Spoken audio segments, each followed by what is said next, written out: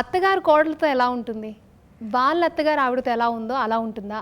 లేకపోతే వాళ్ళ అత్తగారు తనతో అలా లేదు కాబట్టి నేను నా కోడలతో ఇలా ఉండాలని ఎందుకు అనుకోవట్లేదు అంటారు? అసలు అలాంటి పారామీటర్స్ కానీ అలాంటి ఒక సెట్ ఆఫ్ రూల్స్ కానీ మనకేమి లేవు అసలు. అంటే వాళ్ళ అత్తగారు ఆవిడతో ఎలా ఉన్నారు, ఎందుకంటే ఇప్పుడు జనరేషన్కి మారుతుంది. ఇంకొకటి మీ క్వశ్చన్కి ఆన్సర్ చేసే ముందు ఒక్కటి, ఎందుకంటే ఇప్పటిదాకా మనం ఫిజికల్ టార్చర్ గురించి అందరూ మాట్లాడుతున్నారు.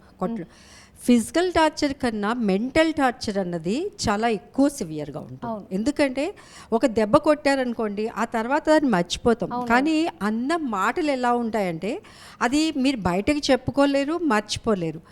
ఇప్పుడు ఈఎంఐ కేసులో జరిగింది, ఈఎంఐఏ కాదు చాలా మంది కేసుల్లో జరిగేది ఏంటి అంటే ఎక్కడ మీకు బయట దెబ్బలు కనిపించవు, కానీ మనసులో ఆ మాటలు కానీ వాళ్ళు చేసే పనులు కానీ చిన్న యాక్షన్స్, వాళ్ళు ఆ వెటకారాలు కానీ మాట్లాడడం కూడా వెటకారంగా మాట్లాడడం కానీ, అవి తిన్న అన్నం పెడుతూనే తిను అది ఒకలాగా అన్నం అందరూ తింటారు, ఈ వీళ్ళకి అన్నం పెట్టేట ఒకలాగా ప్రతి చిన్న పనిలో కూడా ఏంటంటే అది చెప్పుకోలేని బాధ.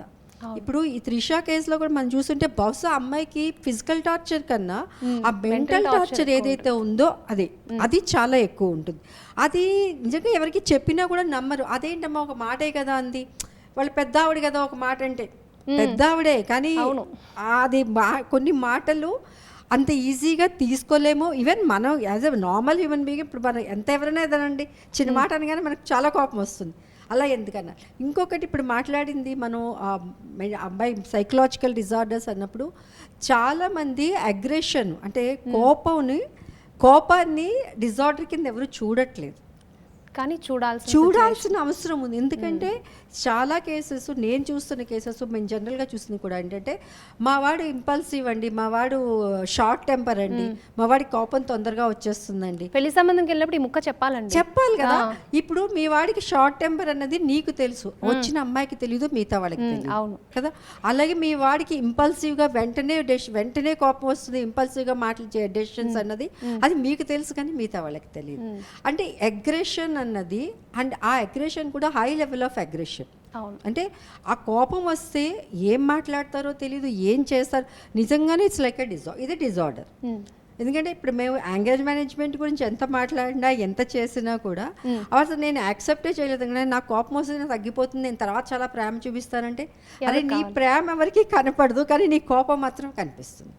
వాళ్ళు ఎన్ని నిద్రలేని రాత్రులు గడిపి, ఎందుకంటే అని ఇంకొకటి అంటే వాళ్ళతో బతుకు చాలా అన్సర్టనిటీ ఉంటుంది. ఎందుకంటే ఎప్పుడు కోపం చూస్తుందో తెలియదు, ఎప్పుడు ప్రేమ చూపిస్తారు తెలుసు. We can't wait for that moment కదా. వీడికి ఎప్పుడు అంటే సార్ మీరు ఏ పని చేస్తున్నా కూడా బాబాయ్ ఈ పని చేస్తే కోపం వస్తుందా, అంత భయపడుతూ జీవితం నడపాలంటే చాలా కష్టం.